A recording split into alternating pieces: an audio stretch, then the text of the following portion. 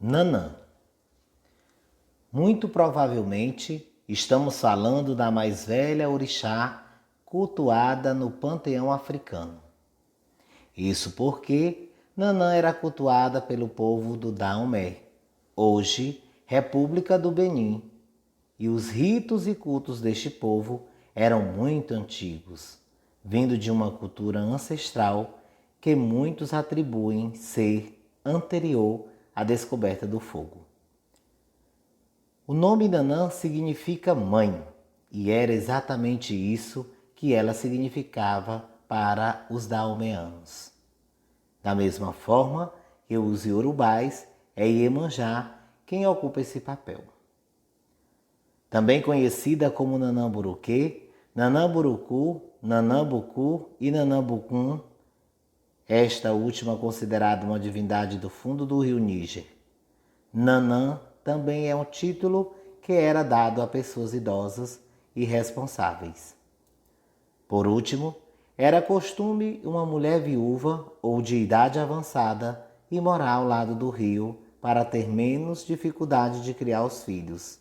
Essas mulheres também eram chamadas de Nanã ou Nenê. Foi incorporada à mitologia iorubá há séculos, quando o povo iorubá invadiu e conquistou o Daomé. Mesmo assim, a paternidade dos filhos de Nanã é atribuída a Oxalá, mesmo não sendo ele parte do culto original a Nanã.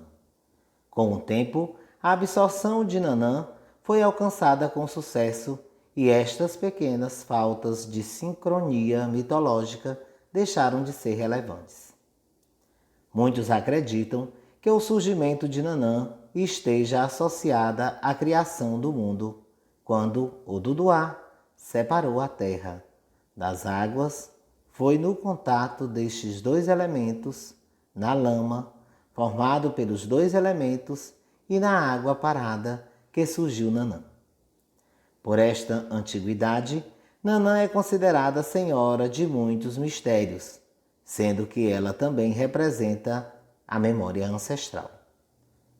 Também considerada a mais antiga das Iabás, senhora dos búzios, da morte, da fecundidade e da riqueza. É a mãe dos orixás Iroko, Obaluayê e Oxumaré. Entretanto, por ser representada sempre muito idosa, é considerada por muitos também a avó de todos os orixás. É o princípio, o meio e o fim, o nascimento, a vida e a morte. Os cânticos de Nanã são súplicas para levar Iku, a morte, para longe. É ela quem permite que a vida seja mantida. Representa a força natural mais temida pelos homens, pois ninguém quer morrer. Ela é a senhora da passagem deste mundo para o outro, a dona do portal para a dimensão do além. Nanã é a possibilidade de conhecer a morte para se valorizar a vida. É agradar a morte para se viver em paz. Protege contra feitiços e o perigo de morte. É a chuva, a tempestade e a garoa. Dona dos pântanos, sendo o lodo seu domínio natural. O banho de chuva é considerado lavagem do corpo consagrada para este orixá. Os africanos acreditavam que a chuva traz a vida e a fecundidade da terra. Quando a chuva cai demais, é porque Nanã não está satisfeita. Nanã é considerada a mãe ou a avó boa, compreensível, carinhosa, sensível e bondosa, mas não reconhece ninguém quando está em um estado de fúria.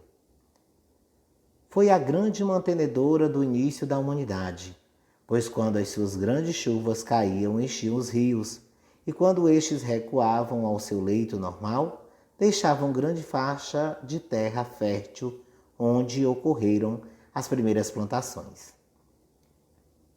Foi do barro também que o homem pôde construir sua primeira morada, e foi a mesma argila que forneceu diversos utensílios que tornaram mais fáceis a vida dos seres humanos. Entre os símbolos de Nanã estão a chave, que simboliza a passagem para o plano espiritual, e o ibiri, que é feito com palitos ou fibras do dendezeiro dobrados e adornados com búzios, que representa a multidão de egões. Ela é a senhora de todos os egões, que obedecem suas ordens, e foi quem dominou por primeiro este mistério. Os búzios, que simbolizam morte por estarem vazios, e fecundidade, porque lembram os órgãos genitais femininos, que também pertencem a Nanã. Contudo, o símbolo que melhor sintetiza o caráter de Nanã é o grão, pois ela domina também a agricultura e todo grão tem que morrer para germinar. No candomblé, sua dança é lenta, segurando seu ibiri com um bebê, cujos movimentos parecem o de embalar uma criança. Seu andar é curvado, mostrando toda sua velhice. Nanã rege as águas paradas, o pântano, o mangue, a lama, o barro, o mesmo barro que serviu de matéria-prima para criar o corpo físico do homem. E como dizem, do pó o homem veio e ao pó retornará. Isto também é uma alusão da terra que recolhe o corpo físico para consumi-lo e fazê-lo retornar ao pó. Isto também é atributo de Nanã. Dizem que Nanã ampara o espírito do morto enquanto seu corpo é enterrado. A responsabilidade de Nanã também rege a reencarnação, pois é ela que recolhe o espírito pronto para a reencarnação e, em seu abraço, faz com que percam a forma, assumindo uma forma de uma esfera de energia para ser conectado ao óvulo fecundado na barriga da futura mãe terrena.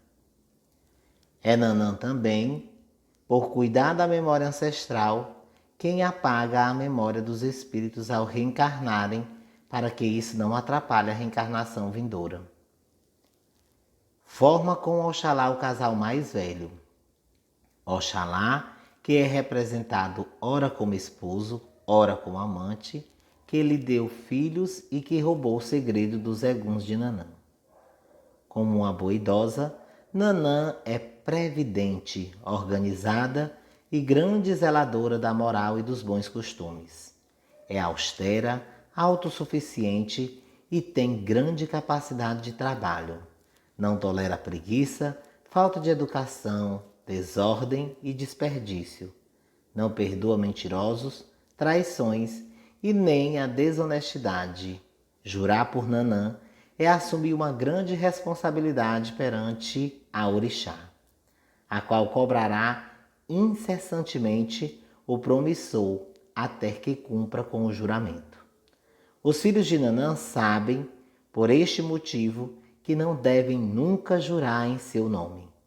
Recorremos a Nanã para o recebimento de entes queridos falecidos, contra o perigo de morte, para aprimorar nossas virtudes, pois é ela quem decanta nossos defeitos no encerramento e início de ciclos. Também para a maternidade e todas as mortes que passamos pela vida. Nanã ativa o nosso racional para que possamos morrer, transformar-se, para que possamos nascer melhores e mais equilibrados. Podemos pedir ainda sabedoria, experiência e amadurecimento em nossas vidas.